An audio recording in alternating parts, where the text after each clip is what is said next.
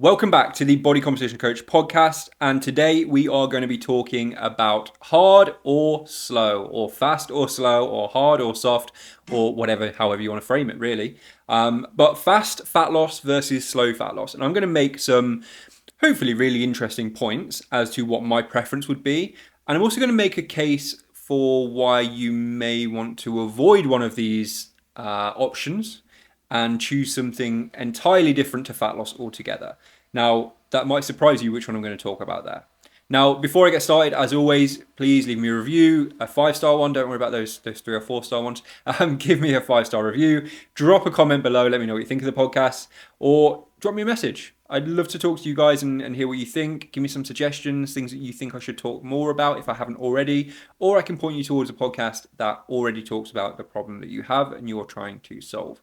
So let's get into it. If I'm going to do this, I probably just need to start by defining what like hard fat loss or fast fat loss versus slow fat loss looks like. So slow fat loss is like a slow rate of loss over like 6 to 12 to 18 months.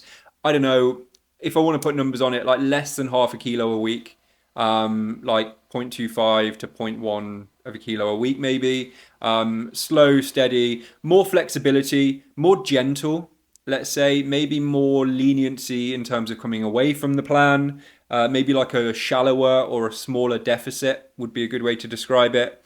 Some people would describe it as more sustainable. I'm not going to describe it that way because I actually think that that's a little bit of a myth, and I'll walk you through that. So when I'm talking about hard or fast, what I'm actually talking about there is like a bigger deficit of aiming for a bigger loss every single week. I don't know, maybe half a kilo or more a week.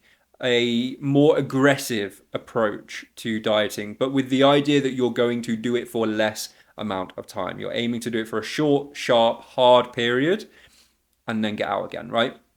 I just want to be clear as well when I'm talking about hard or fast fat loss. I'm not talking about reckless. I'm not talking about stupid fat loss, because I see it so often that everyone's like, oh, you talk about fast fat loss and that's just reckless. It's not reckless. It's reckless when you are like starving yourself or just completely ignorant to all the things that you need to have in place to protect your health, to protect yourself, to protect your sanity. So that would be reckless. I'm talking about, just a more aggressive deficit and aiming to be in and out in a short space of time. I think people quote me all the time on get in and get out, but that's kind of how I feel about fat loss. So it probably gives you a bit of a clue as to which one I'm gonna lean towards. But either way, let me just make a quick case for slow fat loss, because you could maybe make an argument for it. I'm going to make an argument against it, believe me, but you could maybe make an argument for slow fat loss. And that is that it's just more gentler. It's more flexible.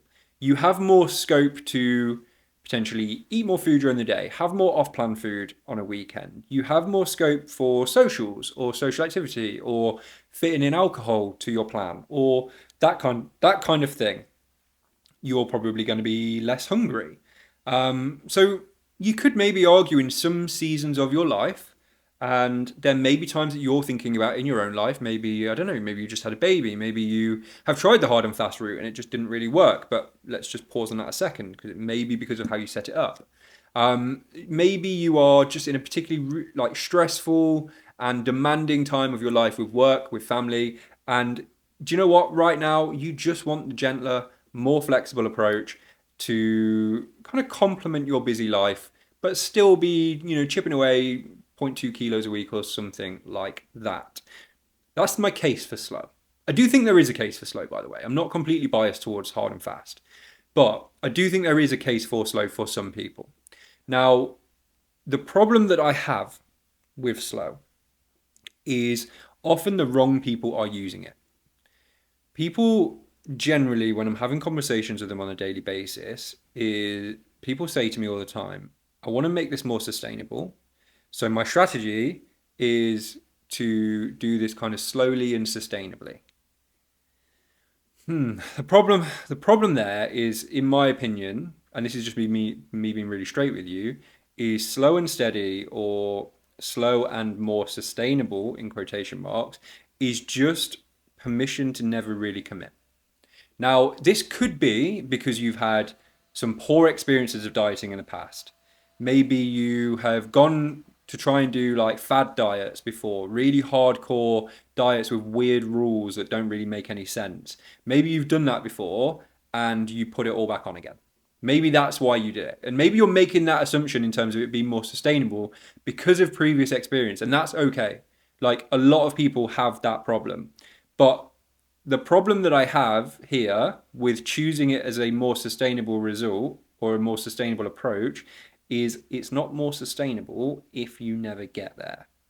And having the slow and steady approach, in my opinion, from my experience, from the people that I've worked with, often leads to maybe too much flexibility, too much ability to bend the rules and bend the process.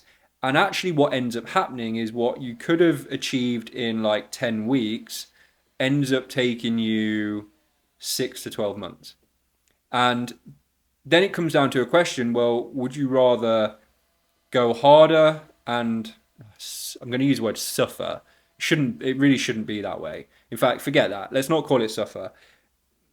Would you rather go all in, let's say, for a short period of time and get out again? And I'm going to talk about exit strategy in a minute. Or would you rather be mentally dieting for like 9 to 12 months? Thinking about calories, thinking about losing weight, thinking about whether you should or shouldn't have the drink, thinking about whether you should or shouldn't eat the food. Like mentally, you're in that dieting mode for like 6 to 9 to 12 months. Now, I agree that it would be harder during a fast phase, and I'll make a case for that in a second. But the cost of going slow, and I've done a podcast on this previously, the cost of going slow is that you end up mentally dieting for a long, long time. What you also end up doing is dieting through birthdays, through Christmases, through Easter, through promotion celebrations and all of that different stuff. Like the social stuff comes hard and fast. And whilst you have flexibility, you're dieting through those things. So there is always going to be a level of thought and potentially a level of guilt that goes with those things. So my question to you would be, would you rather be thinking about this and working at this for the next 12 months? Or would you actually rather just make the commitment and go all in and get it done in, I don't know, 10 weeks? I'm just picking some arbitrary timelines here. So I think the problem as well is, let's say you do go for 6 to 9 to 12 months. So still talking about the slow approach. You are going to see very little progress. Like week to week, month to month, you're going to see very, very little progress because you've decided to stretch the same amount of progress out over a long period of time. Now, I say to every single person that I work with, the best thing that I can do for you when you join this program is get you a result early doors. And why do you think that is? Simply because when you see a result, you see value in what I'm doing with you. You see that it works. You see that you're making progress. You feel happy about that. You feel confident about that. It drives you on. It motivates you because you're like, okay, I did that stuff and now I feel great and I look great and things are changing. I'm going to do the stuff again. That's almost where you get to, right? So it then becomes a question of, when you're going for the slow approach, well, what if you don't get that feeling? Like, what if you don't see the progress like kicking in and you don't really see that much? Like, it's pretty demoralizing, right? It's pretty demotivating. And again, I've seen it with clients. Like, I've seen people go around in dieting loops for like 6, 9, 12 months. Sorry, I'm sipping my coffee for anyone anyone who's not watching and listening. I see clients go, not so much clients, but I see people go around in circles of 6 to 9 to 12 months, and really like getting to the end of the 12 months and seeing very, very little progress. And I would beg the question, is that because you just didn't really see many results? It became then difficult to kind of stick to the plan because it wasn't really working. You then had too much flexibility and you kept kind of falling off plan. It was like, so much was sneaking in. Oh, it's just so-and-so's birthday, so that, we'll let that one go. Oh, it's that kid's party. It's the kid's party, so, we'll let that one slide. Oh, it's my birthday coming up, so I've got a few meals out and nights away and all that kind of stuff. So it just becomes easier to let things slide over time. Progress becomes pretty invisible. Motivation kind of drops. There becomes too much flexibility. And ultimately, at the end of the 12 months, you've probably not achieved what you said you were going to do. Now, I made the assumption in comparing the two that you get to the same result at the end, but I would actually question with the slow approach how many people really do get to the end of that process and stick it out long enough. Now, let me just make my case for hard, because you can probably already see what my case is by the case that I've made for soft. And that is that you see tangible progress. You can see changes in terms of like the scale. You can see changes in terms of like photos, in terms of measurement, feeling different. Belt buckles one up versus what it was before, or one down, sorry, versus what it was before. Your dress is fitting a little bit nicer. That top that you like is a little bit looser around the shoulders or around the waist or whatever. So you're actually seeing the value in doing the thing, right? So what do you think you're going to do next week? You're probably going to do it again, and you're probably going to push again, and you're probably going to push harder. The other kind of benefit, I suppose, here is that you're getting in and you're getting out, in that if you have social events, if you have Christmas, if you have birthdays or so on and so forth, you can insert these hard and fast periods in your quieter times. I'm not saying that you should only ever diet when you have nothing on socially, because for a lot of people that's not feasible. Like, you will need to make some better decisions during your dieting phases versus not dieting phases. But potentially, if you're going for a short period of time, you could do it in a time where there's no major events that you need to think about and no major obstacles that can trip you up, and you just get in and get it done. So we're talking about the same amount of weight, but we're just talking about you being dieting for what could be like 9 months less. Like, we're talking months and months of difference, right? And yes, don't get me wrong, it's not all like rose tinted glasses. You will have to work harder. You would have to be slightly more hungry. You would have to be probably lacking a little bit more energy. Your mood maybe wouldn't be quite as good, right? We are talking about an approach that is not for everybody, but we're talking about something that you would have to tolerate for a much, much shorter amount of time. Like, you may only have to tolerate it for 6, 8, 10, 12 weeks max, right? Get in, get out. It's hard while you're in, but then you're out, right? Because the problem with slow versus that is thinking that it's not hard just because it's slow. It's still hard when it's slow. It's not easier, or it's not easy when it's slow. It's still hard. You're still having to do hard stuff, just it's slightly more tolerable, right? When you're going for a fast approach, you actually, yes, it's harder, but it's almost like, think of it like this.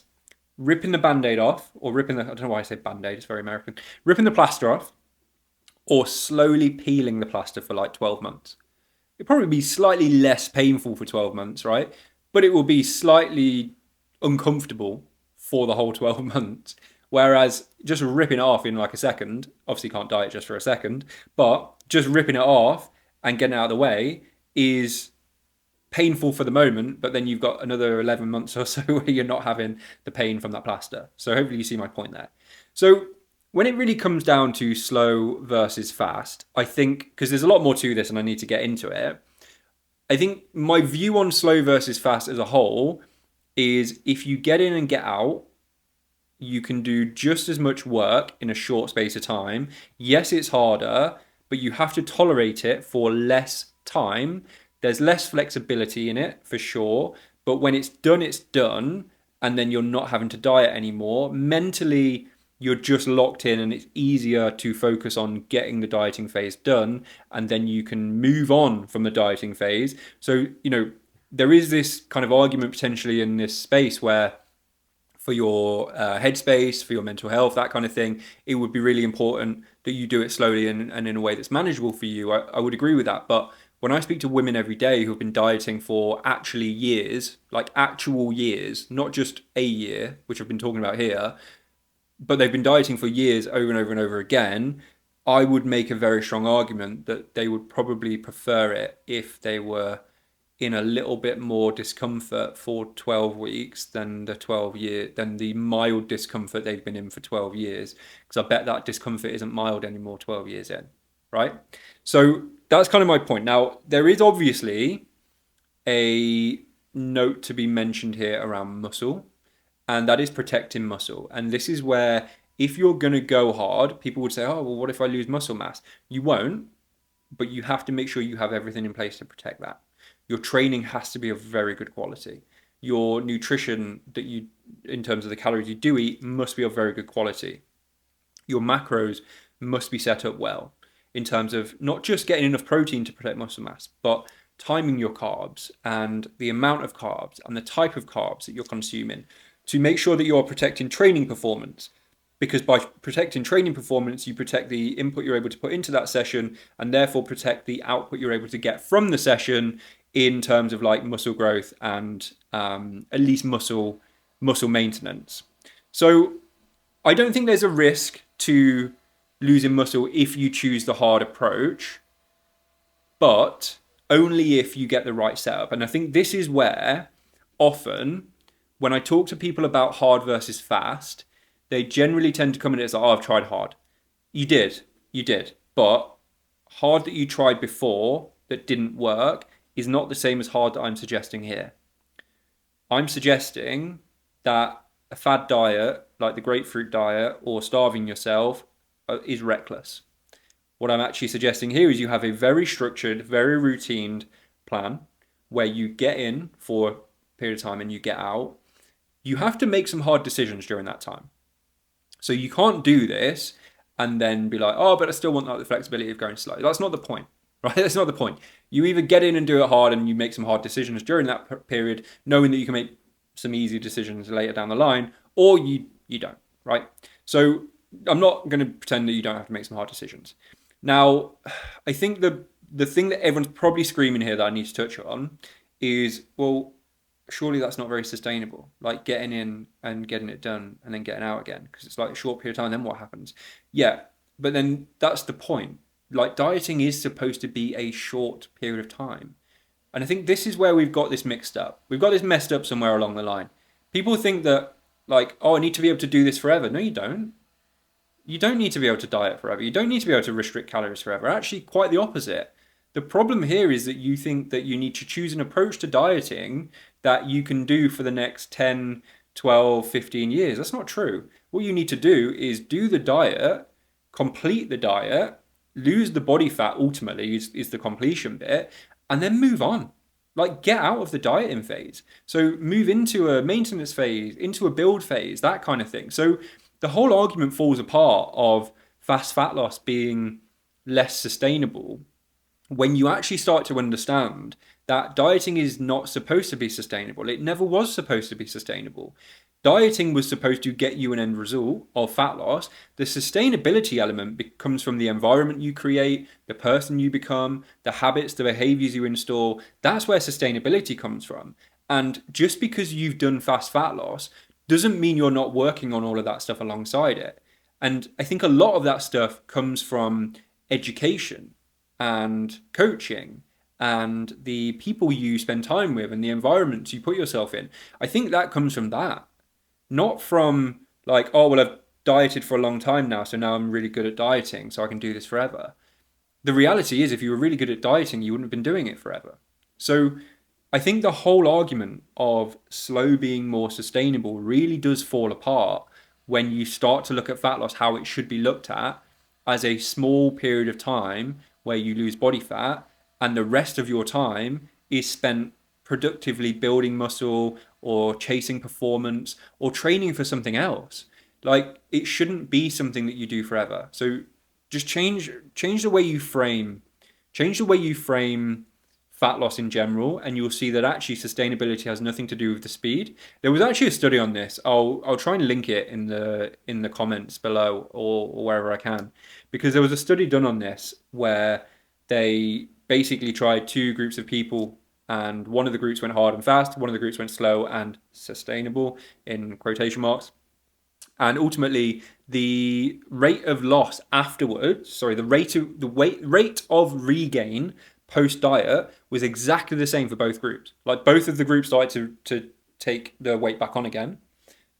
The caveat to that was the hard and fast group lost more weight initially. So therefore, even though the rate of regain was the same, overall, and by the end, after everyone had kind of settled and the weight had settled and they regained some weight, after it all, the hard and fast group had lost more weight because they lost more initially. Because they lost more initially, they built some momentum, they saw results, they built a level of consistency. They were in it. They just got it done. They made some hard decisions. They lost more weight in that first initial, I think it was like a 10-week or 12-week period. So when they started to regain it, which is where they needed to do the maintenance phase and the hard work there, where they started to regain it, they ended up, I don't know, sitting a little bit less so than the slow and steady group who just kind of regained at the same rate but ended up higher. So hopefully that makes sense. I'll link the study somewhere. So look, to kind of summarize my point, should you go hard or should you go fast with fat loss? Well, it depends. There is an approach for everybody, and I'm not saying that hard and fast is the only approach you should use. But I am saying that you should change the way that you view sustainability. I'm saying you should change the way that you view hard and fast. It doesn't need to be unsustainable. In fact, it does need to be unsustainable, but it's supposed to be unsustainable. The sustainability comes from what you do afterwards in like a maintenance phase or a build phase, which I'll talk about in another podcast. And just open your mind to the possibility that dieting for a long period of time, allowing yourself the flexibility and allowing too much flexibility to creep in may be the thing that is costing you your long-term result, and that's simply because you're viewing it as a long-term result. If you broke this down into more shorter, like sprints, got in, got the dieting bit done, got out again, made some hard decisions for a short period of time, maybe that's better than having to tolerate this for a long period of time. So look, as always, if you have any questions, if you have any comments, if you have any thoughts, please just share them. I'll do another podcast on like maintenance and what you should do after you've done like a hard and fast dieting phase. And as always, leave me a review, 5 stars, let me know what you think, and I'll see you on the next one.